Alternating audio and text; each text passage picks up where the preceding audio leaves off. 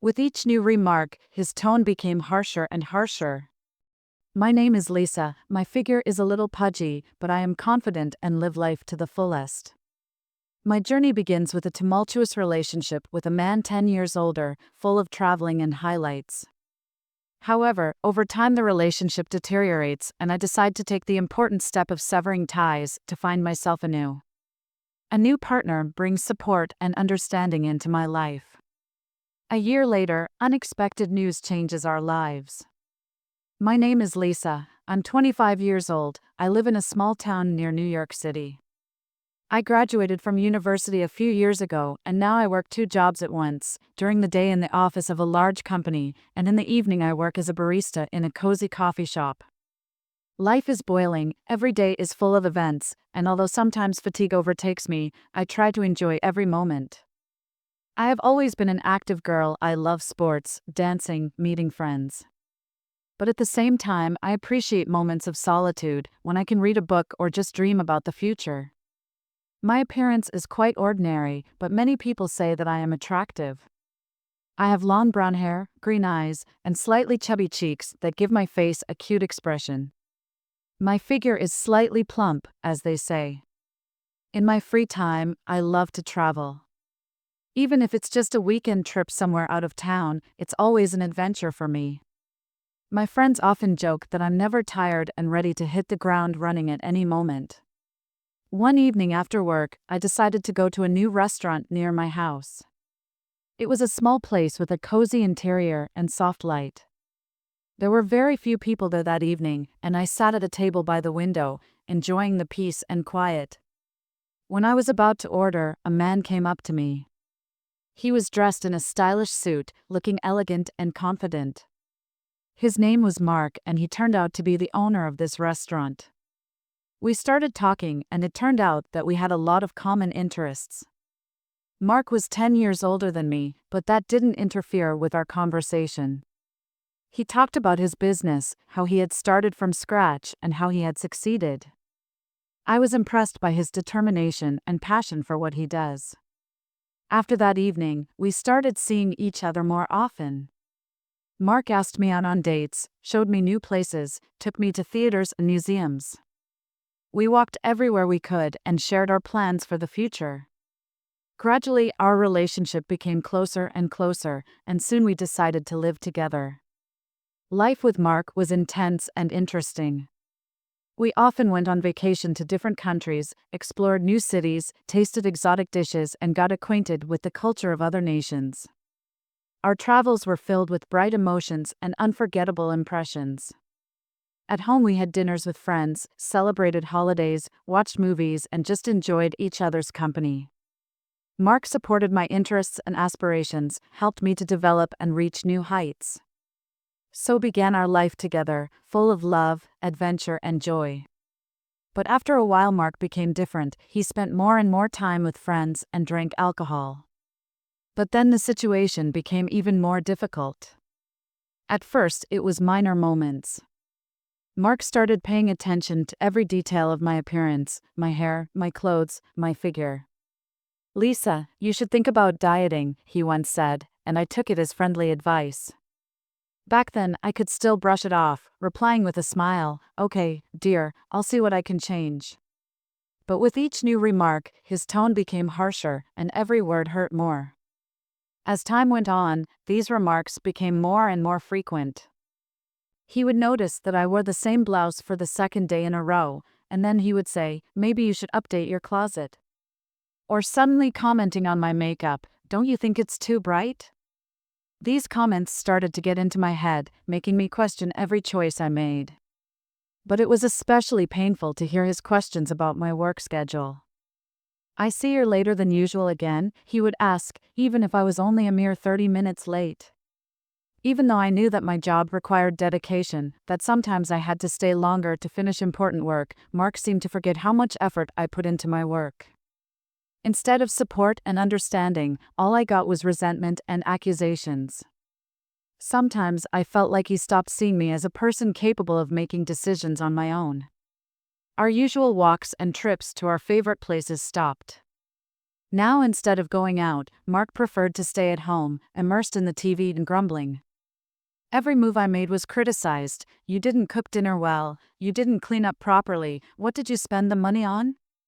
With every word, it was as if he was trying to show me that I was doing something wrong, that I wasn't good enough. Instead of supporting me, Mark became a source of constant stress. His perpetual frustration became a backdrop to our life together. Where once we might have discussed weekend plans or shared thoughts about the previous day, now every evening ended with new recriminations. I tried my best to please him, but nothing worked. All my efforts were perceived as insufficient. At first I hoped that this was a temporary phenomenon, that Mark was just going through a difficult phase. Perhaps his business had run into problems, or he was just tired. But as the days turned to weeks, the tension between us only grew. Time passed, and still no change for the better. On the contrary, I felt like I was slowly but surely losing myself, my confidence and joy in life. In this relationship, I was no longer feeling like the Lisa I had always been proud of. My energy was spent trying to live up to Mark's expectations rather than my own dreams and goals. One evening when I got home after a long day at work, Mark greeted me with, "Are you late again? Are you even thinking about our house?" His voice sounded irritated, and there wasn't an ounce of sympathy or understanding in it. It sounded like another attack designed to make me feel guilty. In that moment, something inside me finally broke. All the resentments, frustrations, and unspoken feelings that had accumulated came rushing out. I stood in front of him, looking him straight in the eye, and realized that I couldn't keep playing this game any longer. I don't want to listen to the endless nagging. I don't want to feel unworthy or wrong anymore. I don't want to waste my energy making excuses and apologizing for who I am. Enough, I said firmly, feeling a wave of determination rising inside. I can't live like this anymore. You've changed, and I've changed too. We have to break up. The words came out of me suddenly, but I was immediately relieved. I was finally able to express what I'd been wanting to say for a long time. At that moment, I realized that it was time to start taking care of myself, my inner peace and happiness. This thought filled me with new strength and confidence. He looked at me with surprise, as if he couldn't believe his ears. He probably expected me to make excuses or apologize again. But this time it was different. I wasn't going to give in or compromise my happiness anymore. "Are you serious?" he asked, frowning slightly. "Absolutely," I replied, trying to stay calm. "I need to get out of here. We're not good together." The words were firm and decisive. I knew I had made the right decision, despite the fear of the unknown that crept into my heart. I took a deep breath and headed to my room to pack. Every single thing I put in my bag reminded me of how long I had endured and humbled myself. But things were different now. My heart was pounding, but I knew I had made the right choice. The house that had once seemed so cozy was now a cage I had to get out of. Leaving my keys on the table and closing the door behind me, I set off towards a new future, full of hope and faith in the best. The first weeks after the breakup were really hard. I was living alone, relearning to be myself, to find joy in simple things. Sometimes it seemed to me that I had lost my bearings, but gradually my life started to return to normal. I found a new apartment, furnishing it to my liking, with comfort and coziness. I got another job, where the atmosphere was more friendly and inspiring. I started to spend more time with friends who supported me during this difficult period. Every day brought new discoveries and opportunities. I started doing something I had been putting off for a long time, my hobby. The world around me was again filled with colors and meaning. And one day, while scrolling through my social media feed, I came across the profile of a young guy. His name was Alex, and he was in the military. At first glance, he seemed serious and austere, with clear facial features and a confident look. But in his eyes, I noticed something unusual, something close and dear, which is impossible to describe in words. There was a warmth and sincerity in them that drew me in. I didn't pay attention to him right away, but his profile kept appearing in my feed. Over time, I began to notice that he shared interesting thoughts, published photos of nature and military everyday life. His posts were interesting and different from many others. One day, I decided to write him a message. I just said hello and asked him how his day was. To my surprise, he replied almost instantly, and our communication quickly turned into long conversations.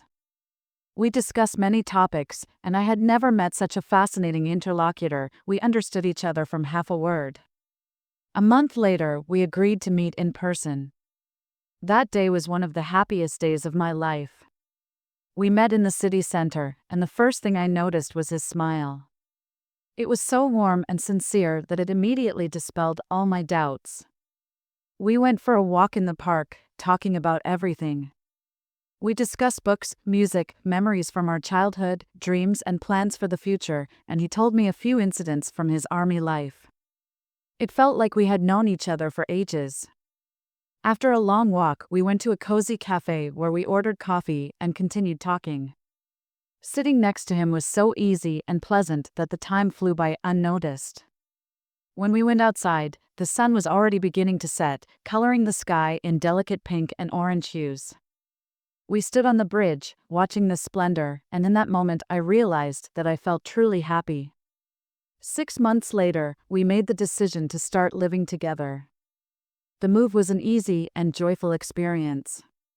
It was different than with Mark. Alex respected me, supported me in all my endeavors, never criticized me. He valued my opinion, listened to my desires, and always found time to spend with me. There was harmony and understanding in our relationship, which I lacked before. Together, we created comfort in our new home, discussed plans for the future, shared our dreams and goals. Every day with Alex was filled with joy and warmth. We knew that we could rely on each other in any situation, and it gave us confidence and strength to move forward. A year went by. One evening when Alex came home from work, I walked up to him with a small box in my hands. He took off his jacket, hung it on the rack, and turned to me. There was curiosity in his gaze and a slight tinge of tiredness after a day at work. "What's this?" he asked, noticing the box in my hands. I smiled, trying to hide the excitement that overwhelmed me inside. Handing him the box, I added carefully, "See for yourself." He took the box, opened it, and saw inside a pair of small baby socks and a picture of an ultrasound.